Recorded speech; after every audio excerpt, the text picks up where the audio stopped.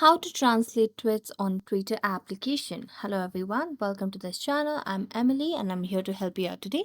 So without any delay, let's get started. Now first of all, let's open up the Twitter application on your device and make sure it is updated version of the application. Also make sure that you're logged into your account. Then what you need to do is tap on your profile at the top left corner of the screen. Then tap on the settings and support. Tap on settings and privacy again.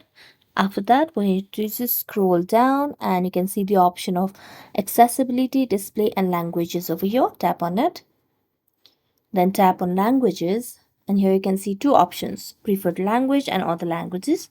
So just tap on preferred language. Tap on update language. Right now it is English. Now you can choose any of the other options. You can tap on show more for more options.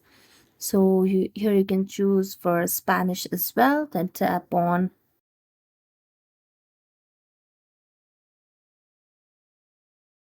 Thank you so much for watching this video. If you enjoyed it, don't forget to like, subscribe and hit the bell notification for more updates. That's it for today. See you next time.